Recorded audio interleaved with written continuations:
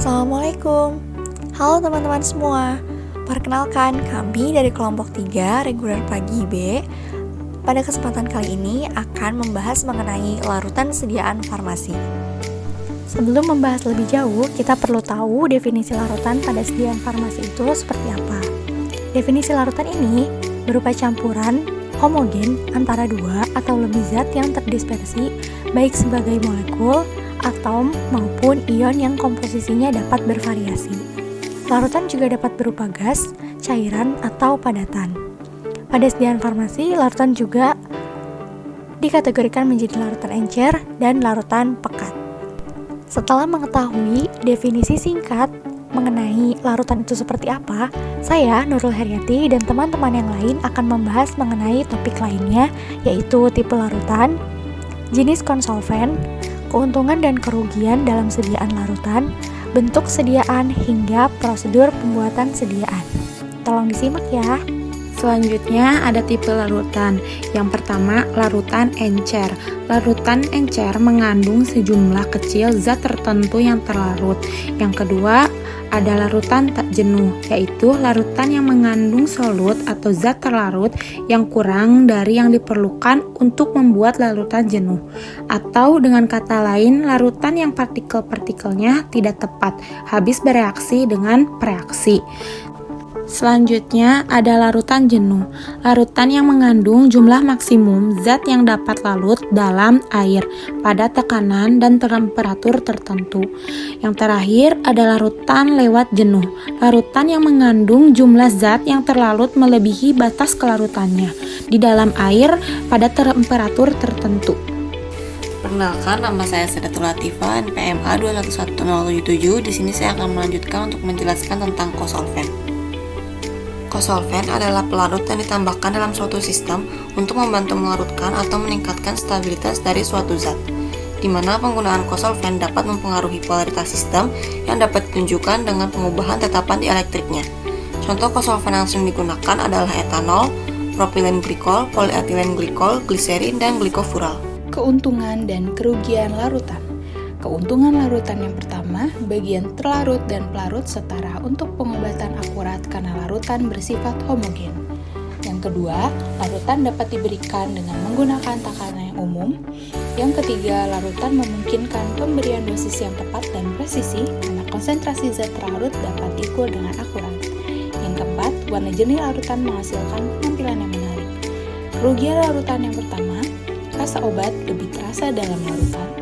Yang kedua, jumlah pelarut atau fluiditas larutan memberikan bentuk pengobatan kurang praktis untuk dibawa dibandingkan sediaan kering atau pekat seperti serbuk atau tablet.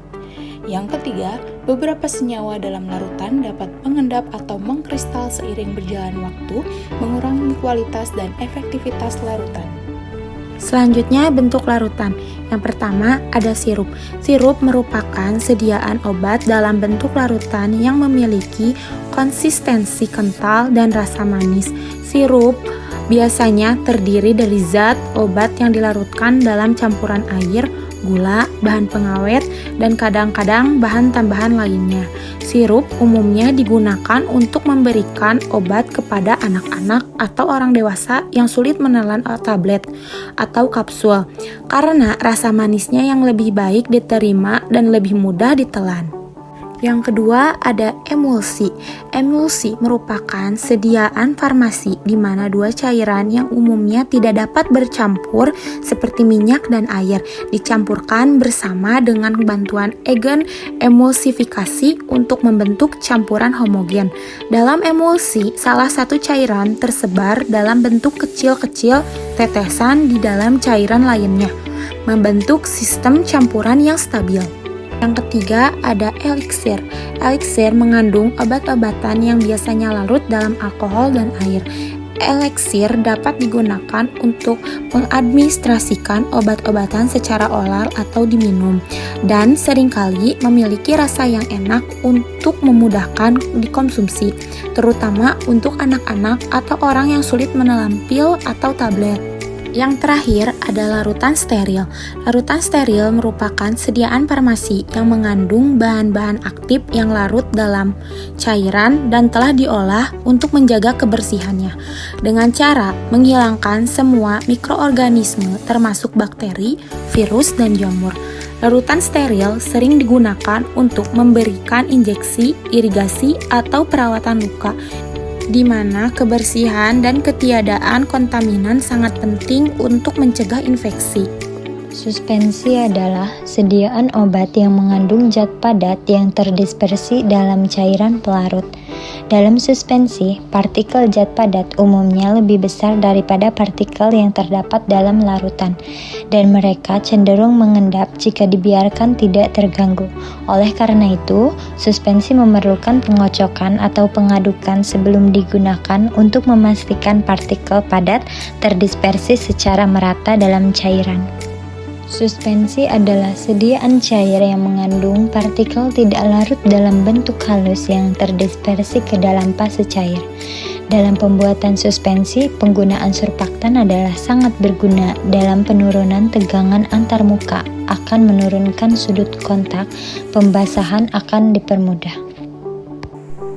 Berikutnya ada pembuatan suspensi. Pembuatan suspensi ini memiliki dua metode. Yang pertama ada metode dispersi dan yang kedua metode presipitasi. Metode dispersi ini dilakukan dengan cara menambahkan serbuk bahan obat ke dalam musilagu yang telah terbentuk, kemudian baru diencerkan.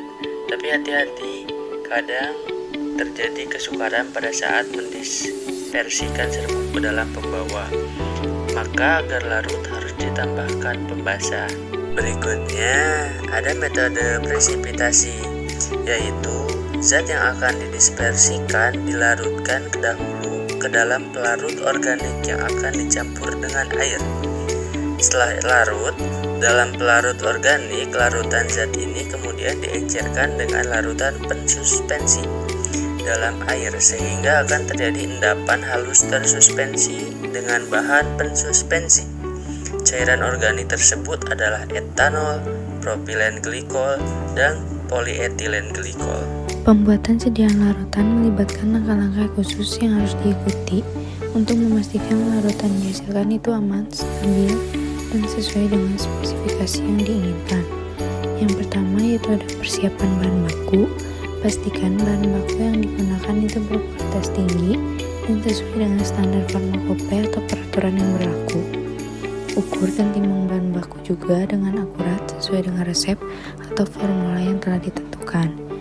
Kemudian yang kedua yaitu penentuan pelarut. Pilih pelarut yang sesuai dengan sifat fisik dan kimia dari bahan baku. Pelarut dapat berupa air, pelarut organik, atau campuran pelarut sesuai dengan kebutuhan. Kemudian yang ketiga yaitu pengukuran konsentrasi. Tentukan konsentrasi bahan baku yang akan dilarutkan sesuai dengan kebutuhan produk akhir. Kemudian ada pencampuran dan pengadukan. Tempatkan bahan baku dalam wadah yang sesuai, lalu tambahkan pelarut dengan perlahan. Aduk larutan dengan baik untuk memastikan bahan baku terlarut secara merata dalam pelarut. Kemudian ada pengaturan suhu dan pH. Beberapa bahan mungkin memerlukan pengaturan suhu atau penyesuaian pH agar terjadi pelarutan yang baik. Pastikan suhu dan pH sesuai dengan rekomendasi atau spesifikasi. Kemudian ada pemurnian dan penyaringan. Jika terdapat partikel atau endapan yang tidak diinginkan, saring larutan menggunakan penyaring yang sesuai untuk mendapatkan larutan yang jernih. Kemudian ada pengujian kualitas. Lakukan pengujian kualitas terhadap larutan, termasuk pengujian fisika, kimia, dan jika diperlukan uji mikrobiologi. Kemudian stabilisasi dan pengawetan. Jika diperlukan, tambahkan bahan stabilisasi atau pengawet sesuai dengan rekomendasi untuk menjaga kualitas dan stabilitas produk. Kemudian ada pengemasan. Tempatkan larutan dalam wadah yang sesuai, seperti dalam botol atau ampul yang tahan terhadap bahan kimia dalam larutan. Kemudian ada labeling dan informasi produk. Pastikan wadah dilabeli dengan informasi yang tepat, termasuk nama produk, konsentrasi, tanggal pembuatan, dan tanggal kadaluarsa. Kemudian ada pelabelan atau dokumentasi. Seluruh tahap produksi harus didokumentasikan dengan baik, termasuk resep, prosedur produksi, hasil pengujian, dan catatan lainnya. Kemudian ada regulasi dan peraturan. Pastikan bahwa seluruh proses produksi mengikuti peraturan dan regulasi yang berlaku dalam industri farmasi, seperti CPOB. Persyaratan dan langkah-langkah ini dapat bervariasi tergantung pada jenis larutan, penggunaan akhirnya, dan regulasi yang berlaku. Berikut adalah bentuk sediaan larutan atau contoh sediaan farmasi yang ada di pasaran. Contohnya larutan oral, larutan eliksir, larutan suspensi, larutan emulsi, dan larutan steril. Sekian pembahasan mengenai sediaan larutan dari kelompok 3. Kurang lebihnya mohon maaf, dan semoga video ini bermanfaat. Sampai jumpa. Wassalamualaikum.